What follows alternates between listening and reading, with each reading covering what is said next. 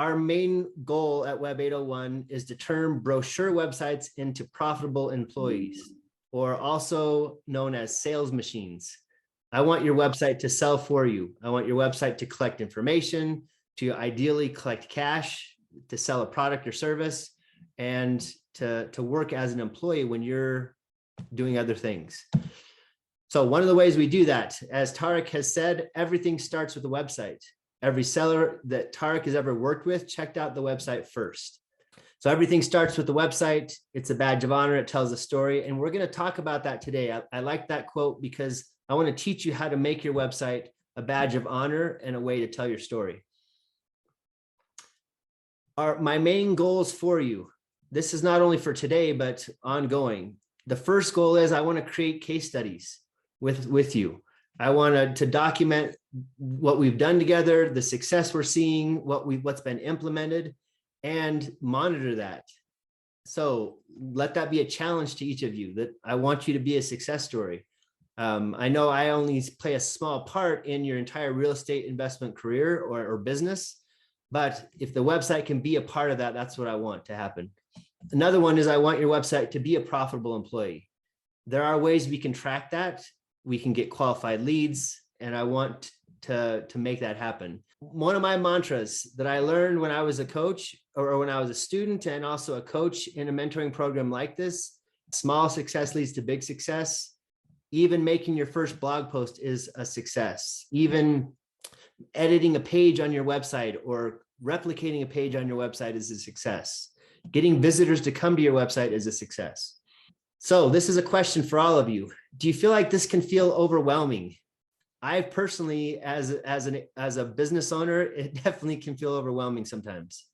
There's a lot to do, but it's like a step-by-step process. I don't have to look too far ahead. I just take the next one step. This to me hit home, and I felt like it was very applicable for what we're talking about. This person said, I deal with self-doubt by lowering my expectations to the point where I have no doubt. For example, when it comes to starting a YouTube channel, do I have doubt that it'll get big? Yeah, of course I do. But I don't think of that way because I'm not aiming to get big. I'm aiming to learn something, have fun, and make some memories along the way. He goes on to say, this is my only aim when starting a YouTube channel. Do I have doubt that I'll make memories? Nope. Do I have doubt that I'll learn something? Nope. Do I have doubt that it'll be fun? Probably not. And if it's not fun, then I can just stop. That's the nice thing about it, having really low expectations. I like setting big expectations, but really we want to learn here. We want to take steps and learn. And that's from Ali Abdal from Twitter. 3 main objectives for today's webinar. The first is answer your questions. We're going to open it up for Q&A right away. I've made a Google Doc, which I'm calling the Inner Circle, where that'll be open. I'll share that with all of you at the end of the class today, where you can go in and add additional questions, and then myself or someone from our team will answer those within 24 hours. Okay. Next thing we're going to do is teach you how to sync your website with social. I'll show you some examples, and I'll walk you through that process. And then the third thing is we're going to go through a content creation hack using ChatGPT. I'm going to show you a step-by-step process I've done recently with a student to help them get their first blog post created. And then we're going to practice that. Okay, so first off, Q&A. Now I'm going to stop my screen. I'm going to show you the actual doc. This is the Inner Circle. I'll give you all access to this, but let's start let's start out with some questions. What are some initial questions you guys have about your website or digital marketing, or how to use things on your current website? How do we integrate like between platforms like YouTube, reviews onto our website? Yeah, that's a great question. That's one of the things we're going to go over a little bit today. YouTube is really easy. I'll show you that here in a little bit, but that's a great question. I'm just going to note these questions and then we'll go through them. So we'll give it a few minutes. We'll just note the questions. So YouTube, what other ones, like Google reviews? What other ones are you looking to integrate with, Donald? Yelp. Yelp. Okay. Book, we have one for scheduling where customers are allowed to leave reviews, Booksy. Yeah, Booksy. And some of those it just depends, but I'll show you the big ones like YouTube, Google reviews, Instagram, Facebook. Yeah. We'll show some of that today. Good question. Okay. Shar, how about you? What are your questions? My question I placed on the host chat, and the question is, can I upload an iMovie video or one that I just generate off my phone and then upload it to my business YouTube channel? Yes, that definitely. We'll go over that a little bit today. If you have iMovie, when you get done with iMovie, you can there's a button that will allow you to import it right into YouTube. Okay. So that's one way. There's also a way after you've edited the movie in iMovie, you can download it to your computer. It will be a big file because video is big, but you can download it and then you can upload it into YouTube. So those things can happen. I'll show you how to do that. And if I'm noting the questions all here. If I don't have time to go over all of them today, just know that what I'll do is create a Loom video for you and then share it with everybody so you guys can see how we do this stuff. Okay? Because I know for me, I'm a visual learner. I'd much rather if I could show you guys how to do it, but it could go right here, and for me, it would come out the other ear. So it's good if I can see a video. Okay. Robert asked if we want, I'm going to put this in if we want to change or edit typed content, how do we do that? Okay, that's a good question. There's actually a video about that already on your tutorials page of your website. So go to yourwebsite.com /tutorials. And this is for all of you. You all have this page. And then there's a video that says how to edit content on your website or how to edit pages of your website. And that'll go through the step-by-step of how to edit text, how to edit content. Remember, this is a good reminder because I remember when I first edited my first website, I was afraid to touch anything for fear I'd break it. We back it up every day. So worst case is you might lose some content from today, but we'll have yesterday's backup and you'll be fine.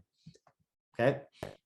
So yes, you can definitely edit. Again, go to /tutorials and then there'll be an answer there with one of the videos. If we don't have any more questions, I'm actually going to show you a couple of these right now. I'll record these as well, but I'm going to show you firsthand how to do some of this. So I'm going to open up, and this is a little bit off schedule, but I'm going to show you this. This is iMovie. So there's iMovie. This is actually a video I'm working on right now, which is similar to what we're talking about today. This is about ChatGPT. So I've made this video. I have my content in here. That sounds bad. When I get done editing, I go up here to the top right corner. Can you guys see that little share icon? When I click on that share icon, it will say export file or share to YouTube and Facebook. And when I click on, I personally usually export the file to my computer first. So I'd click like this. I would give it a name, a short description. I can always edit that later. And then that will, I'll make sure the resolution is 1080 or higher because I want quality. If it's like lower than that, like 540 or 720, that's not as good.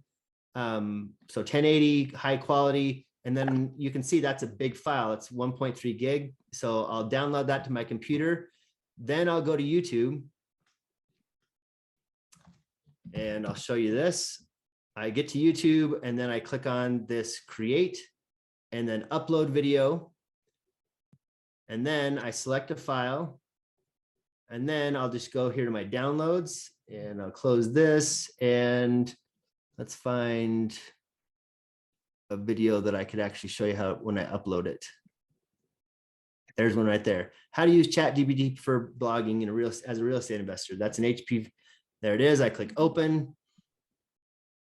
And there it is. The video is now uploading. Now it's a big file. It'll take a little bit, but that's how you do that. Is there a question? Yeah. Hey, Nate. Yeah. So just slowly going back to those 4 icons, right? That when you say share and you've got those 4 icons sitting there in the Yeah, corner, is these. there Yep. something, there's something you have to do to integrate those platforms so No. you can share them from this app? No, this is iMovie. If I click here and let's say I go to YouTube and Facebook, I click that one. Yeah. It's got the video there. It's gonna click next, and then it's going to, looks like it's gonna down, see, I never do it this way. It's gonna first save to a folder, and then I'm gonna cancel this, but it's gonna make me log into my YouTube channel. Right. So it'll sync with my YouTube channel. Now Right. I'm on a Mac computer, so I know it might be different depending on what type of computer you're on. So if you have that's why my recommendation would be first edit the footage in whatever video editing software you have, and then download it as a file. And then upload it to YouTube, because sometimes that, like you can see here, the resolution, I could switch that. It just gets a little clunky. So I usually, if I have a choice on how I'm going to export, it's usually the file instead of directly to YouTube. Okay, so you kind of bypass that. Yeah, step, I don't right? I don't even use this one, because I like to have the file as an MP4 file and then upload it to YouTube. That way it just keeps, I have the MP4 file and then I can upload it, and then I can optimize it as well. Got it. Yeah, Jen did have a comment here, and this is completely true. If you start getting into video, it's going to eat up space on your computer. So I recommend going to a place. I mean, I bought mine at Costco, but I have like a really big hard drive that I use to move all of my like video files onto a hard drive somewhere else. It's technical stuff. You could go to YouTube and say, you know, how do I move footage from my computer to a hard drive? And it'll show you a step-by-step way. You have to you plug in to your computer, and then you just move the files over. So does that mean every time someone clicks on the video, it's running off of your hard drive like a server? No. My hard drive is where I store the footage. Okay. Once I upload it to YouTube, it's now hosted on YouTube. On their server. Now on their servers. And so now everything is running on YouTube. Yep. Got it. Okay. That's a good question. Again, I'll go back through. I'm going to do a quick video on how I load a video to YouTube. So we have more. I mean, I went pretty fast on this one, but that's a great question. Having video and getting familiar with how to use video is going to be helpful in promoting your business. Again, also, I'm going to share this link with all of you. I'll put this in the chat right now, but I'll also send this to you in an email. This is where you can go in and add more questions. And then I'll answer those, preferably with a Loom video, so that you can see and everybody can see how I did things. Okay. I have a question. I am planning on starting a podcast. I haven't told you about that yet, but I will, and I have an iMac too. Mm-hmm. So will I be using iMovie or something else on my iMac Yeah. for uploading? Yeah, I mean, you could use iMovie. I preferably would use like GarageBand or Audacity. Oh, okay. An app that's specifically for editing MP3 or audio files, and Audacity is free. Once you get really into audio, there's definitely better programs out there, but Audacity is one that works perfect.